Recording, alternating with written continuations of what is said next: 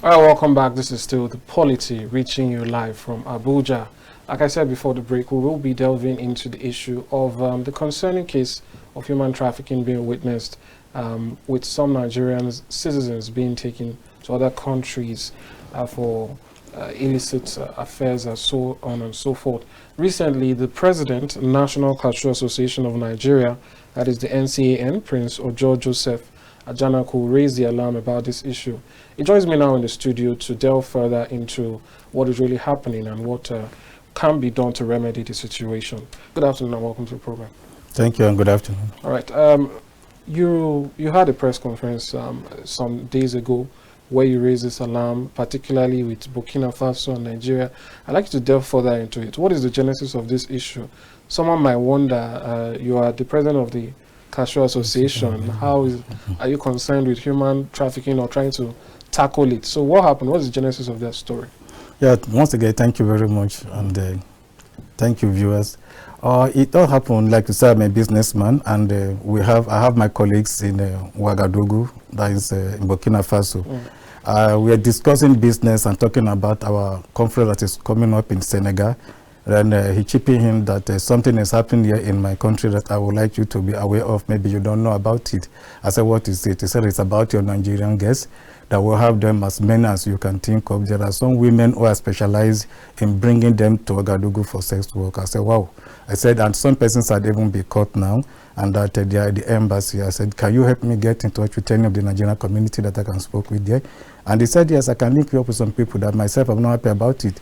And so he linked me up with the Nigerian community there. I talked to them and they said that it is true and that the Nigerian embassy is at it.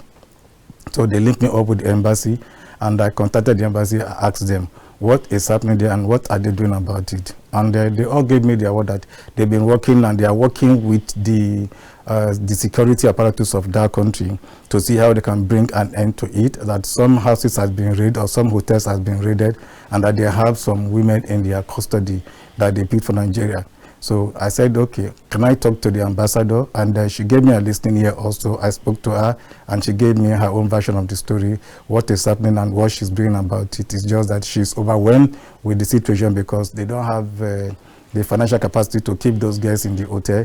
They have to keep them in the embassy, in the embassy before they will find a way of bringing them to Nigeria. So I told them that, okay, that's a good job, but let us intervene here in Nigeria and see how the federal government can actually come into this matter, because they complained that they've spoke with the NAPTIP and they've not heard from them, and the children are staying too long with them, so they want to deport them by road. That is the only option they have available. So that is what prompted my coming out to let the world know about it and let Nigeria be let Nigeria government also take action in making sure that those girls are repatriated back home safely and rehabilitated to the society.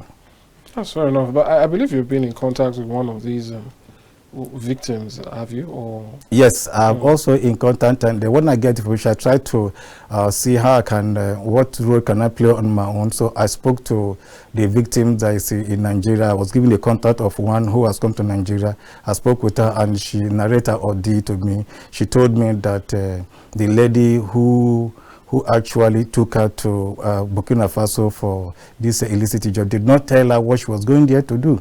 She happened to be a neighbor of theirs before. They live in the same environment.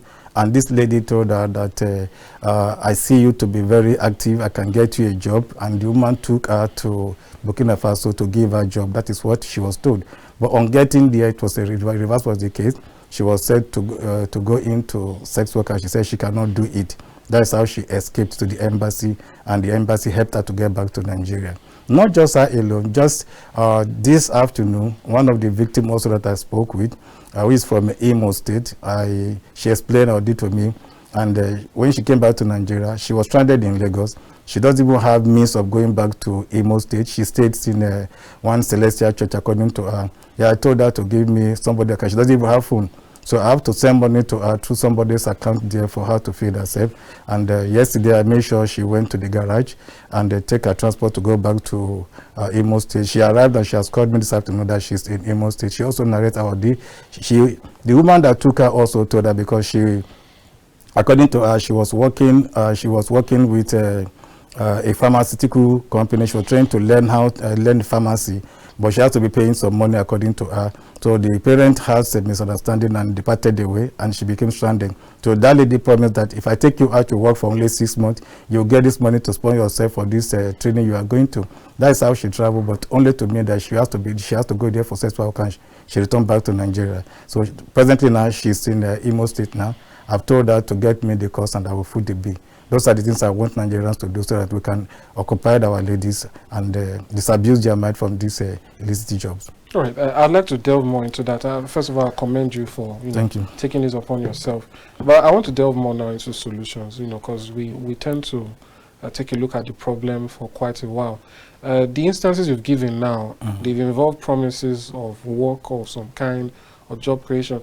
In that regard, how do you think we can begin to solve these situations in that way where these people or the victims or potential victims know that they don't have to, be lulled by promises to go elsewhere? When it's a situation where there is no work for the ladies to do, somebody, for instance, you are out of school, you have no job, and somebody is promising you a job outside. You want to take advantage of it and say, okay, let me go and try. I think what is best for us to begin to look at in this country is how do we create job opportunity for our people, especially the younger ones. Because we are very privileged in this part of the world. We have all that it takes to create job for our people in this country.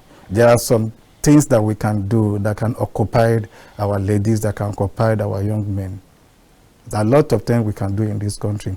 If only the government will look at the areas, especially when you talk about looking into agricultural aspect of it in this country. That agricultural aspect alone can create a lot of job for our people.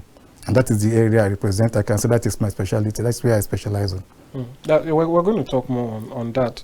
But still on this issue, I don't know, what would be your... Or let me know, first of all, in the course of you trying to reach out to multiple people, have you had any significant response from the government, the federal government specifically? Not for now, but I've engaged my colleagues who are in the National Assembly.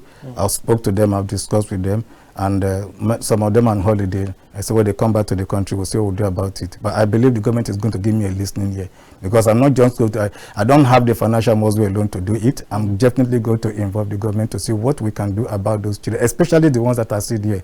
I spoke to, the councillor there today at the embassy today. He called me today and we talked. He told me that the ladies that were there has actually been sent by road and they have arrived there in Lagos. As at yesterday, they arrived at the NAPTIP office Lagos. I said that is good. So I'm trying to get in touch with them. I've not been able to reach out to any of them because all of them lost their phone. And so they have to, until they call you before you can reach out to them. I said, okay. So once I'm able to reach out to them, I will know what we can do about it. But for the government has to intervene. What would be your advice to the people, potential victims, Nigerians out there on how to avoid these things? I would just say to them, not all that are glinters are good. Let them not just take into promises that somebody before just come to you and said, I have a job for you I have a job for you in Cameroon, I have a job for you in Mali, I have a job for you in Burkina Faso, and because we hear it's a foreign country, you just jump into it. I think I would sincerely advise them to please look inward and see what you can do here within the country. We have what is far better than what you think you are going to meet where you are going to. All right, that's fair enough. I hope we get listening ears to that advice.